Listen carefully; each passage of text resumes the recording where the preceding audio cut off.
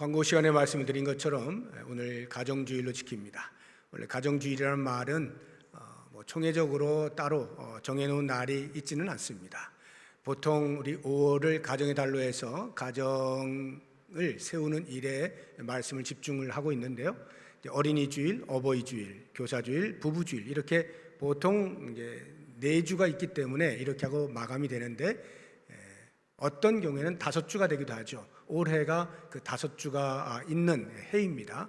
그래서 이런 경우에는 제가 지금까지 구체적으로 말씀을 드렸던 그것들을 통합해서 통합적으로 가정에 대하여서 다시 한번 말씀으로 묵상하고 새롭게 가정을 세워갈 수 있는 계기로 삼고자 오늘 일부러 제가 없는 말이지만 만들어서 가정주일 이렇게 하고 지키고 있습니다. 그래서 오늘 말씀의 제목이 무너진 가정을 세우라 하는 것인데요. 무너진 가정에 관련되어진 많은 사건 사고들이 뉴스를 통하여 들려오고 있습니다. 이미 여러분들 다 아시는 것처럼 도무지 힘이 없는 갓난 아이들을 폭행을 한다든지 방치를 한다든지 아니면 심지어 유기를 하는 이런 어처구니 없는 부모들이 있죠. 그런가 하면 그 반대로 자기들을 위해서 온 몸을 불살랐던 부모들을 이제 힘이 없다 하여서 우습게 여기고 무시하거나 또는 다투거나 하면서 심지어는 목숨을 앗는 그러한 일들도 우리가 뉴스를 통해서 접하게 됩니다. 부부간의 갈등이라든가 동기간의 갈등들 숱하게 우리가 접하게 됩니다. 그런데 이런 모든 뉴스들은요, 그런 일들이 일어난 이후에 우리에게 알려주는 겁니다. 무너진 가정에 대한 뉴스예요. 그런데 지금 무너지고 있는 가정들도 적지 않을 것입니다. 여기저기에서 새고 있는 그러한 가정들 또는 지금 당장은 아니지만 머지않은 미래에 곧 무너질 만한 위험성을 안고 있는 그러한 가정들도 많이 있을 것입니다. 그렇다고 보면 이 사회에 병들어 있는 가정이 얼마나 많은가 짐작을 해볼 수가 있습니다. 우리 성도들의 가정은 어떠합니까? 물론 일반적으로는 성도들의 가정은 훨씬 더 건강한 것은 사실입니다. 그럼에도 불구하고 이와 같은 무너질 수 있는 개연성은 우리 성도의 가정에도 얼마든지 있을 수 있다, 피하지 못한다 하는 것은 우리가 이미 경험을 통해서 우리 주변을 돌아볼 때 잘 알고 있는 내용입니다. 성경에도 병든 가정에 대하여 기록을 해놓고 있습니다. 그냥 삭제를 했으면 좋겠는 그러한 사건들이 있는데요. 남유다의 제7대 왕이 아달랴입니다. 이름이 이 아달랴는 여자 이름이에요. 남북 왕조 통틀어서 여자가 왕인 것은 이 아달랴가 처음입니다. 유일무이해요. 근데 아달랴가 어떤 여인이었느냐면 북이스라엘의 제7대 왕이었던 아합 왕 이세벨과 결혼했잖아요. 그 사이에서 난 딸입니다. 공주죠. 그러니까 북이스라엘의 공주 아달랴인데 아합 왕과 시대를 같이 해서 남유다를 통치하던 왕이 제4대 왕인 여호사밧 왕입니다. 이 여호사밧 왕이 북이스라엘과 동맹을 맺고자 해서 정략 결혼을 시키는데요. 자기 아들 여호람 그리고 아합의 딸 아달랴 이렇게 결혼을 시켜요. 당연히 아합과 이세벨 우상을 섬기는 일에 앞장섰던 그런 자들에게서 난 딸이니까 비슷하겠죠. 그 아달랴가 남유다로 시집을 와서 당연히 우상을 섬기고 하는 이런 일들이 일어나게 되면서 여호람 왕과 아달랴 사이에서 태어난 아하시아 왕, 이 여호람 다음 제6대로 왕권을 이제 물려받았던 이 두 왕은 남유다의 굉장히 악한 왕들 중에 속하는 그런 왕들입니다. 그런데 이 아하시아 왕이 불과 1년 통치했을 때에 북이스라엘의 예후에 의해서 죽임을 당해요. 그러니까 아하시아의 아들들 가운데 한 명이 왕권을 이어받는 것이 정상적이잖아요. 왕 제도 속에서는. 그런데 아달랴가 내가 왕이 되고 싶은 거예요. 권력욕이 발동을 했어요. 그래서 자기의 아들인 아하시아의 아들들, 즉 자기에게는 친손자가 되는 그 아하시아의 아들들 왕자들을 다 죽입니다. 다 죽이고 자기가 왕이 돼요. 물론 거기에서 그 당시에 젖먹이 막내 요아스라고 하는 왕자가 살아나긴 합니다만, 그래서 그 다음으로 왕이 되긴 합니다만, 이렇게 다 죽여버려요. 가족인데, 그것도 손자인데, 우리가 보통 이렇게 사랑이 한 대 걸러서 나타난다고 하지 않습니까? 그러니까 부모보다 할아버지 할머니가 그 손자를 더 사랑하는, 이게 그런 것 같아요. 네. 저도 이제 조금 있으면 이제 할아버지 될 텐데 지금 벌써 막 이렇게 흥분이 되거든요. 제 자식들보다 더 사랑할 것만 같은 그런 생각이 듭니다. 그런데 이 아달랴는 자기 친손자인데 자기가 권력을 주겠다고 그냥 다 죽여버리는 거예요. 그런가 하면 살인만 빼고는 전방위적으로 아주 콩가루 집안이 또 있어요. 성경에 야곱입니다. 야곱 가정은요, 그 안에서 살인만 일어나지 않았지 어떤 면으로든 모범을 삼을 만한 일이 전혀 없어요. 그 가족들 사이에서 별의별 흉측스러운 일들이 다 일어납니다.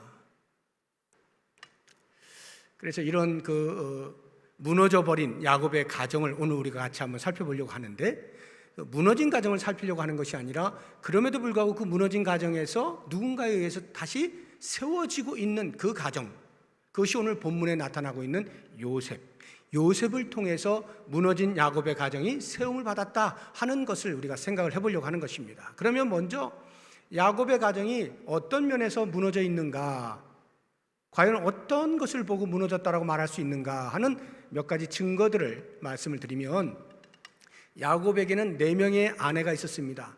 정실로는 2, 그리고 첩으로 2, 이렇게 4명이 있었는데요. 야곱이 형 에서로부터 장자의 명분을 빼앗고 장자가 받는 축복권을 빼앗게 되어지자 에서가 죽이려고 하지 않습니까? 그래서 야곱이 도망을 갑니다. 갈 데가 있어야죠. 그래서 엄마 리브가의 말에 의하여서 그 리브가의 오빠인, 그러니까 야곱에게는 외삼촌이 되는 라반의 집으로 도주를 합니다. 이 라반은 하란에 거주하고 있었어요. 거의 다 도착을 했는데 어떤 일련의 무리들이 양을 끌고 와서 물을 먹입니다. 그 가운데에서 묻고 하다가 지금 그 라반의 딸이 물을 먹이기 위해서 오고 있습니다 하는 거예요. 야곱은 한 번도 외삼촌을 만난 적이 없기 때문에 모르는 거예요. 그냥 물어 이렇게 이제 만나야 되는데, 그 라헬이 딸이 온다고 하니까 만나게 되었어요. 얼마나 기뻤겠습니까? 그 야반 도주하면서 광야의 시간들 혼자서 얼마나 힘들었겠어요. 그런데 이제 드디어 몸을 의탁할 수 있을 만한 사람을 만난 거잖아요. 그래서 라헬을 보자마자 껴안고 울고 불고 한 겁니다. 라헬도 깜짝 놀라가지고 야곱을 끌고 아버지에게로 간 거예요. 그래서 소개를 시켜줍니다. 그런데 이미 그 당시에 야곱은 라헬을 보자마자 한눈에 반해버린 거예요. 그래서 라반을 만나자마자 외삼촌, 라헬을 저에게 아내로 주십시오. 그러면 제가 무상으로 7년 동안 봉사해드리겠습니다 해서 결혼을 하게 됩니다. 그런데 웬걸요? 첫날 밤을 지내고 아침이 되어서 보니까 라헬이 아니고 라헬의 언니 레아가 들어와 있는 거예요. 이게 어찌된 일입니까? 물으니까 라반이 말하기를 우리의 풍습에는 둘째가 먼저 가는 경우가 없다. 첫째부터. 이래가지고 생각지도 아니한 레아와 결혼을 하게 되었고요. 라헬을 향한 그 사랑이 너무나 뜨거웠기 때문에 야곱은 어쩔 수 없이 다시 외삼촌하고 협상을 하는데, 그러면 외삼촌, 라헬을 꼭 저에게 아내로 주세요. 그럼 제가 다시 7년을 무상으로 봉사해 드릴게요 해서 라헬까지 아내로 얻게 되는 겁니다.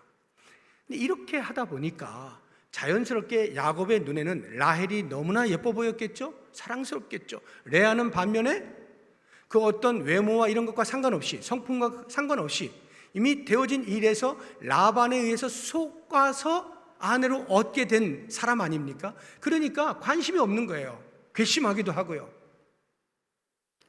당연히 둘 사이에 친자매임에도 불구하고 알력이 생길 수밖에 없죠. 갈등이 있을 수밖에 없습니다. 공교롭게도 하나님께서 레아에게는 태의 열매를 주셔서 4명이나 아들을 낳게 하시는데 그 사이에 라헬은 아들을 못 낳아요. 무자해요.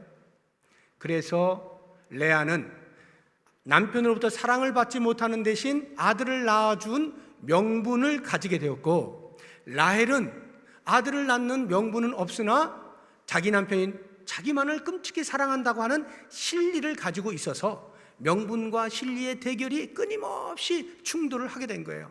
오죽하면 라헬이 안 되겠다, 내 몸으로는 지금 도저히 아이를 낳을 수 없으니 내 여종을 남편에게 보내서라도 그 여종을 통하여 낳은 아들을 통해 위로를 받아야 되겠다.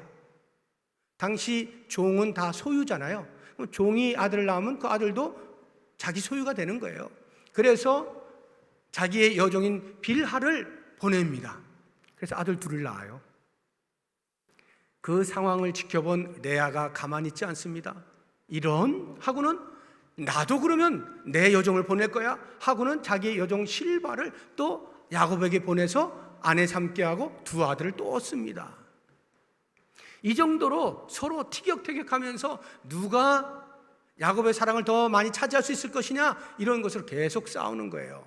물론 이런 싸움의 발단은 야곱에게 있어요. 야곱이 라헬만 너무 지독하게 사랑하니까, 편애를 하니까 레아로서는 감당할 수가 없는 거예요. 그 시기와 질투심이 있는 것이고, 레아가 자녀들을 낳으니까 라헬은 사랑은 얻었지만 자녀가 없는 것에 대한 아픔 때문에 또 시기와 질투를 하는 거예요. 이렇게 왔다 갔다 하는 것입니다. 결국에는 레아가 합판체라고 하는 그것을 통해서 이제 아들을 낳을 수 있다라고 하는 그 당시 어떤 전설 같은 그런 것인데, 그걸 구하고 있으니까 라헬이 내가 야곱과 동침할 수 있도록 허락해 줄 테니까 그 합판체 나에게 다오. 이래가지고 레아가 야곱과 동침을 해서 또 2 아들을 낳습니다. 그 사이에 라헬은 전혀 아들을 낳지 못하다가 결국 그 이후에, 그러니까 총 10명의 아들이 낳아진 이후에야 비로소 라헬이 요셉을 얻게 됩니다. 그러니 요셉이 얼마나 귀하겠어요. 드디어 나도, 이렇게 하면서 모든 서름을 한순간에 씻어버리는 일이 생긴 거죠.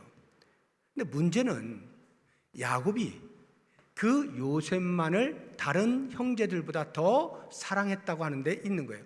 그러니까 야곱의 아내들끼리도 사랑 문제 때문에 알력이 생겨서 계속 티격태격하고 있는데, 자녀에 이르기까지 계속해서 그 사랑 문제 때문에 또 티격태격하는 것입니다.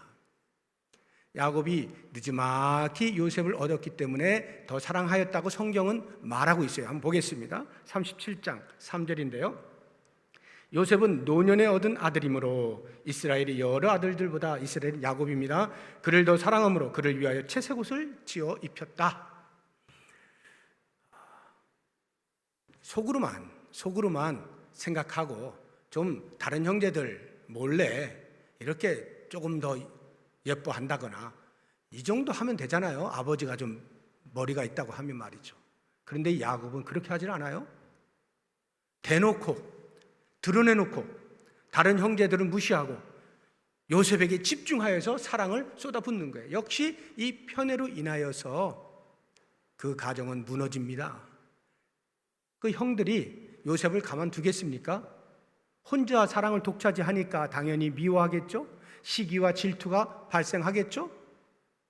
당연히 우리끼리 놀자, 쟤는 아버지 사랑 혼자 받고 있는 거야 하고는 왕따를 시켰겠죠?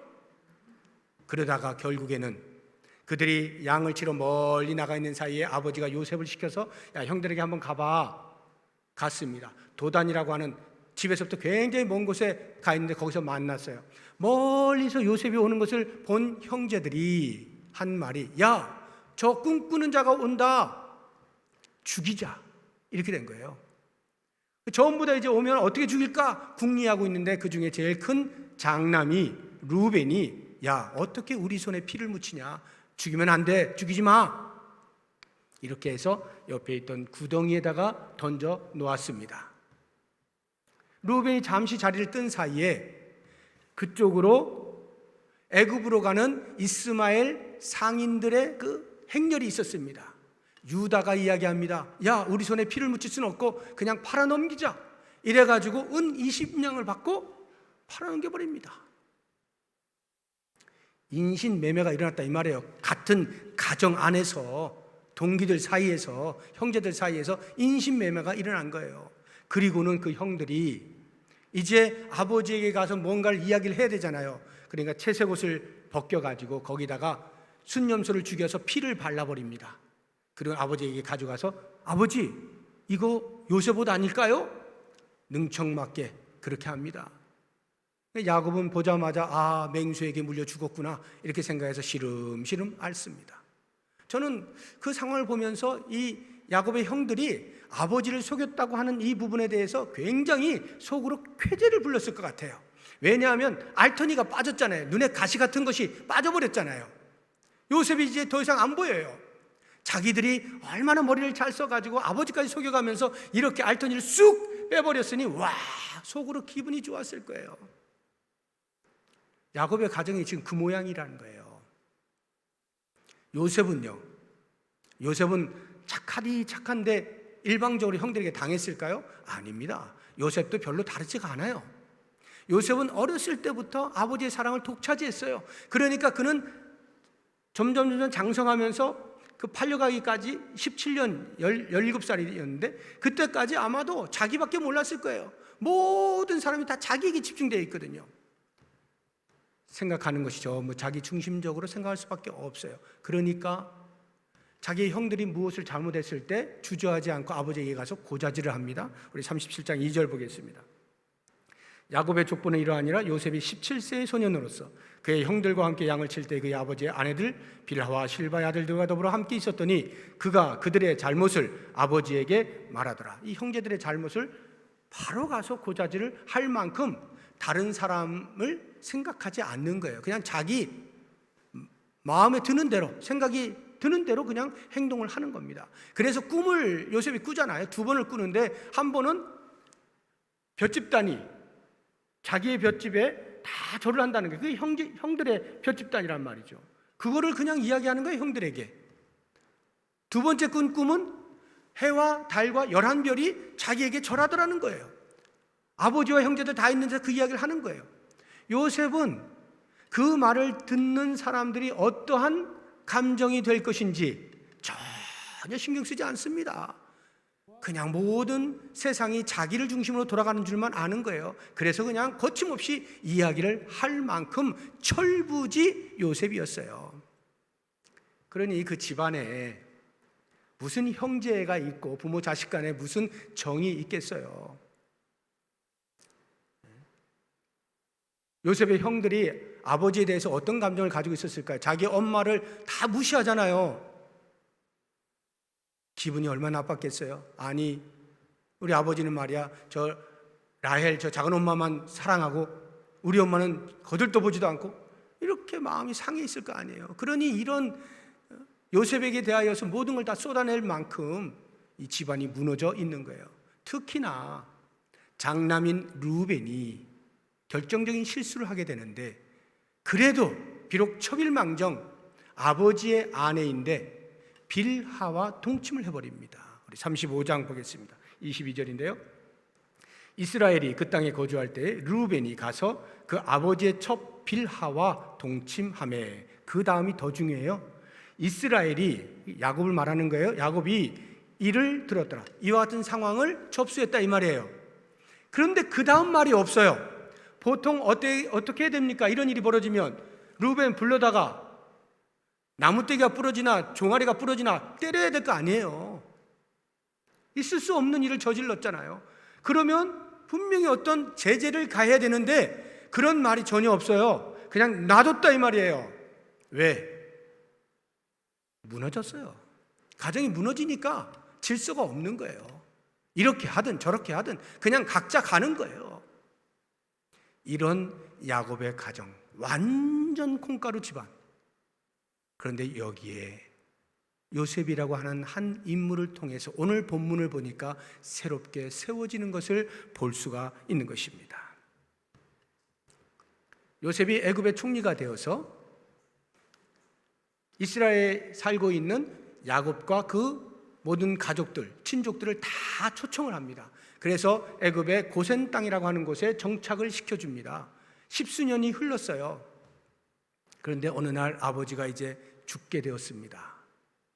아버지가 죽는 순간 요셉으로서는 자기를 팔아넘긴 반인륜적인 행위를 한 형제들에 대하여서 얼마든지 보복을 할 수 있는 기회가, 절호의 기회가 찾아온 거예요. 그것은 요셉이 표현한 것이 아니라 그 형들이 먼저 알아버렸어요. 형들이 아버지 야곱이 죽으니까 두려워하기 시작합니다. 큰일 났다, 이제 아버지 죽었다. 요셉이 그걸 기억하고 분명히 우리를 미워하고 있을 텐데 이제 우리는 어떡하냐. 애굽의 총리라고 하는 권세를 가지고 있는 요셉 앞에서 파리 목숨처럼 벌벌벌 떨고 있는 거예요. 그래서 그 형제들이 머리를 씁니다. 어떻게 하면 우리의 목숨을 부지할 수 있을까? 두 가지 행동을 하는데, 첫 번째는 이 성경에는 이름은 정확히 나오지 않습니다만 말을 전하는 사람이라고 나오는데 아마도 요셉의 동생인 베냐민일 것으로 추정을 합니다.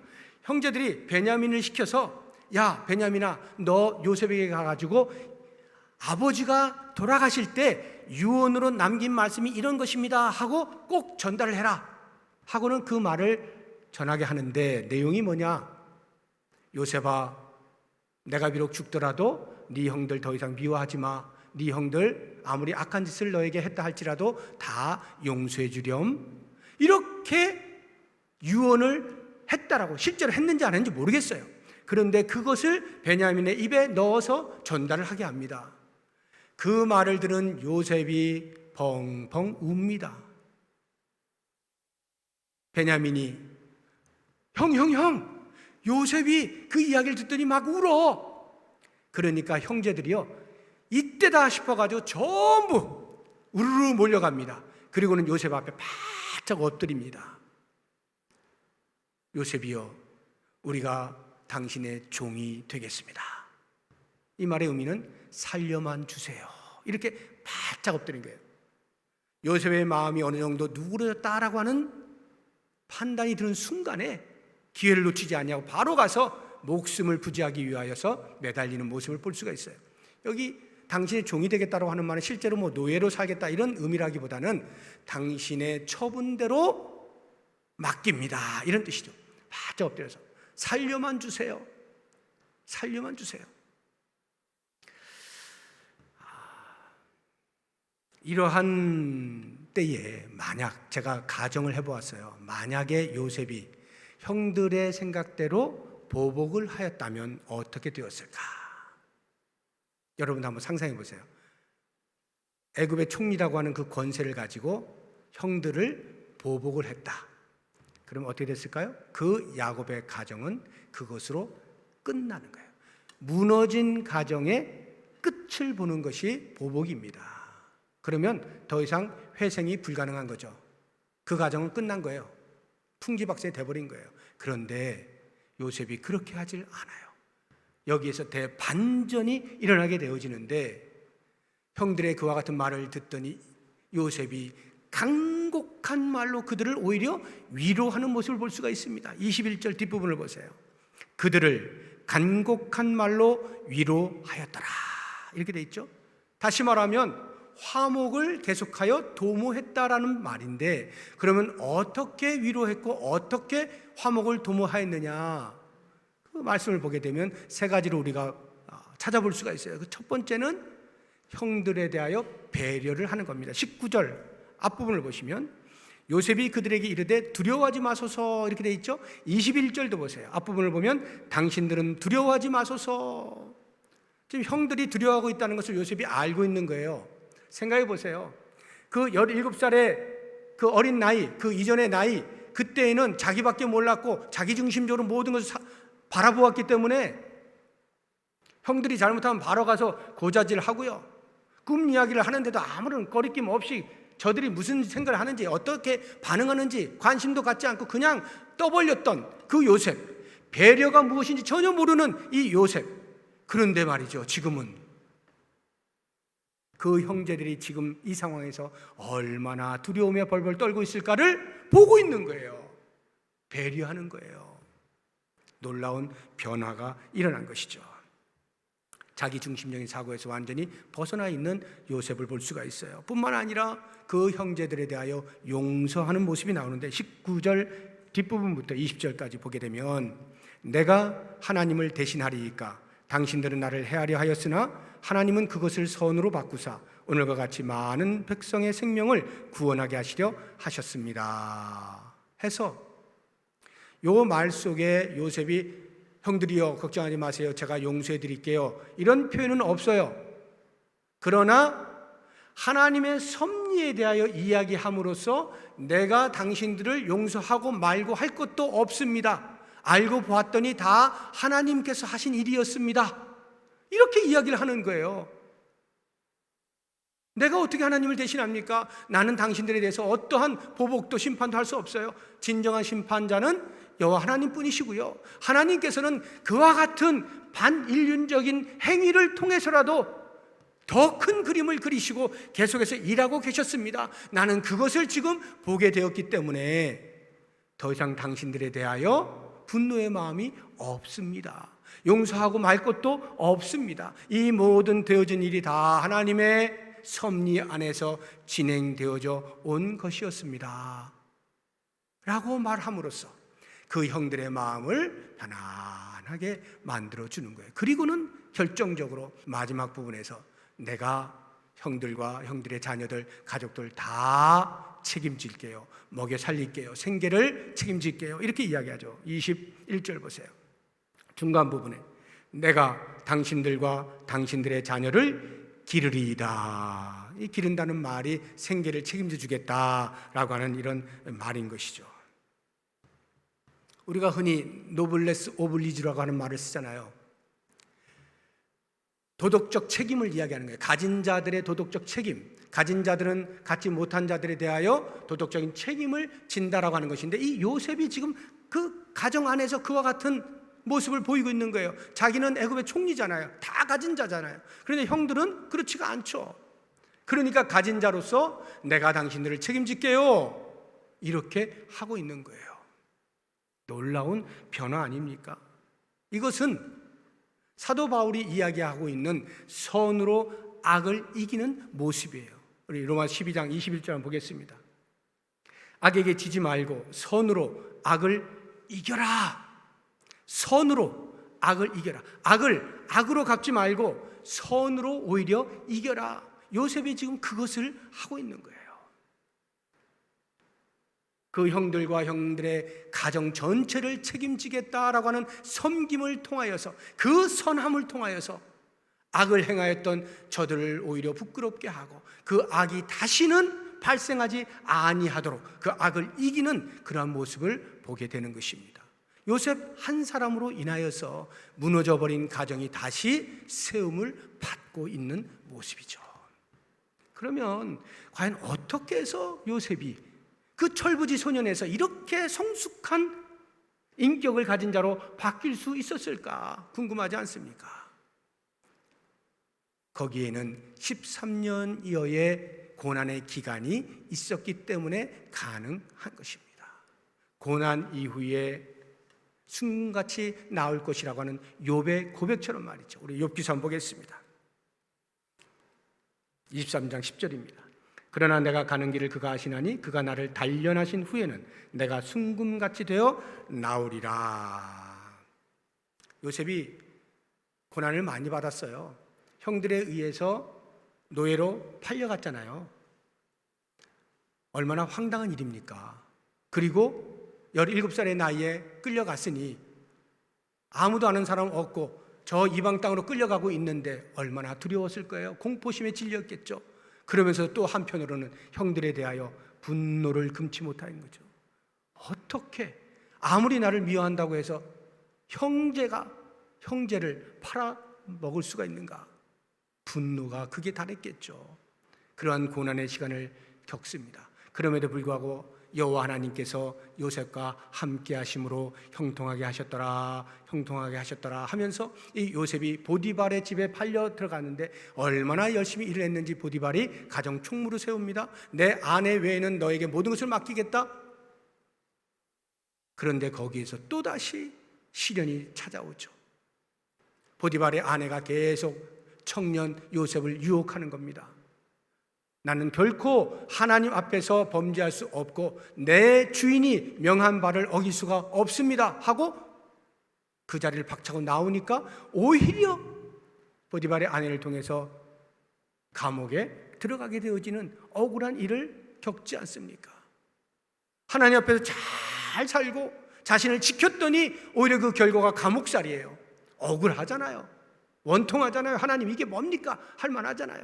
그런데 그 속에서도 여전히 또 하나님께서 요셉과 함께 하심으로 형통의 복을 또 주셔서 그곳 간수장의 신임을 얻어서 그 감옥살이를 요셉에게 맡기는 거예요.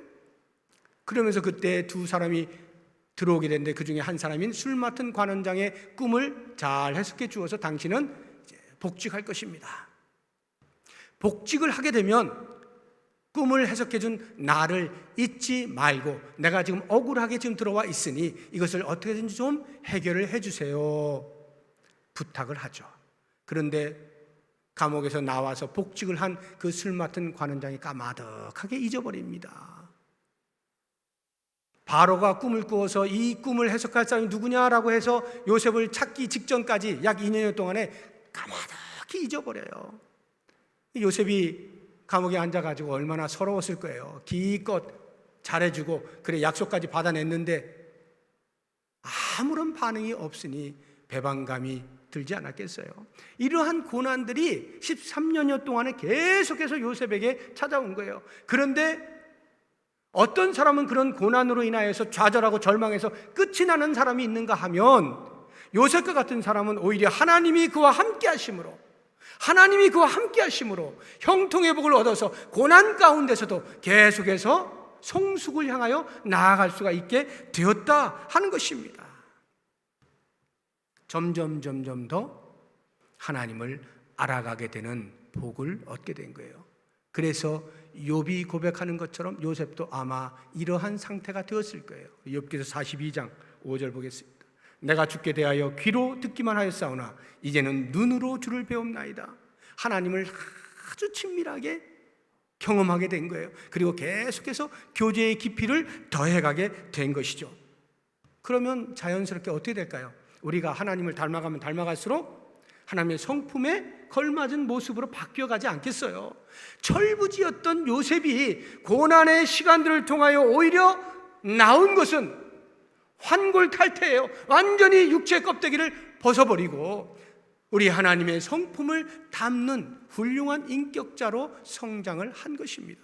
바로 이것이 무너진 가정을 다시 세울 수 있는 비결이 된 거죠. 그렇다고 하면 성도 여러분, 우리가 말씀을 정리하면서 볼 때 이 가정의 달을 맞이해서 과연 내가 속해 있는 내 가정은 얼마만큼 건강한가 한번 돌아보십시오. 혹시 위기가 있지는 아니한가?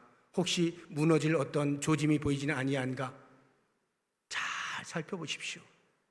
사도 바울이요, 에베소 교회를 목회하고 있던 디모데에게 편지를 쓰면서 야 디모데야, 너는 이 사실에 대해서 성도들에게 분명히 가르쳐야 한다 하고 말한 것 중에 하나가 가정에 대한 이야기입니다. 디모데전서 5장을 보겠습니다. 8절인데요.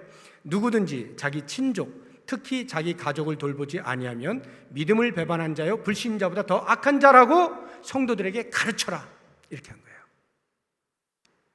가정을 돌보지 못하고 다른 무엇을 할 수 있다는 것은 어불성설이라는 거예요. 믿음을 배반한 행위다, 이렇게까지 강력하게 주장을 하는 거예요. 왜요? 하나님께서 만드신 채소단위이기 때문에.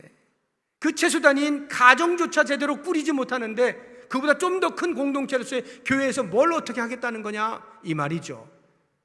내 가정을 돌보는 것이 최우선이 되어야 한다.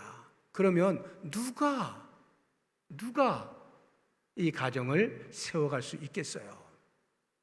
예수 그리스도의 십자가의 은혜를 깨닫는 자, 그 십자가의 은혜와 사랑으로 마음이 충만하여 있는 자, 마치 하나님의 그 섭리를 깨닫고 하나님과 깊은 교제 가운데 하나님을 점점 닮아갔던 요셉이 무너진 야곱의 가정을 다시 세웠던 것처럼 그리스도의 십자가의 은혜와 사랑을 가슴 절절히 느끼고 경험하고 살아가는 사람이 그 가정을 세울 수 있는 거죠.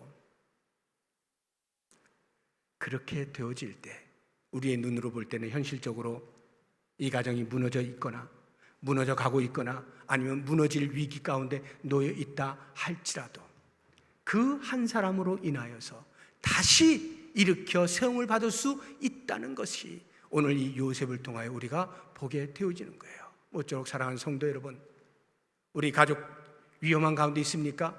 가족 식구들 가운데 야 네가 요셉해라, 네가 요셉해라 이렇게 하지 마시고 내가 요셉으로 살아야 되겠다, 내가 요셉으로 살아야 되겠다, 내가 먼저 그리스도의 그 놀라운 십자가의 은혜를 경험하며 살아야 되겠다, 그 크신 사랑을 내 가슴 한가득 담고 살아야 되겠다, 먼저 작정을 하시고 그래서 그와 같은 것으로 사랑하는 가족 식구들을 대할 때 배려하고 용서하고 내가 책임져주고 섬겨주고, 그래서 아름다운 신앙의 가정을 잘 세워갈 수 있는 우리 모든 성도님들 가정 되시기를 주의 이름으로 축복합니다.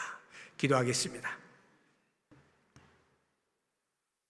하나님 아버지, 하나님의 은혜로 하나님의 섭리를 깨닫고 하나님의 일하심을 바라보면서 하나님의 성품을 닮아가 무너져버린 야곱의 가정을 다시 일으켜 세웠던 요셉을 보면서 내가 먼저 예수 그리스도의 십자가의 은혜를 깊이 깨닫고 경험하며 날마다 그 사랑에 젖어들기를 소망합니다. 그렇게 살아낼 때 우리를 통하여 가정을 다시 한번 일으켜 세워주시고 예수 그리스도를 주인으로 모시는 아름다운 신앙의 가정, 믿음의 가정 세워가게 하여 주시옵소서. 예수님의 이름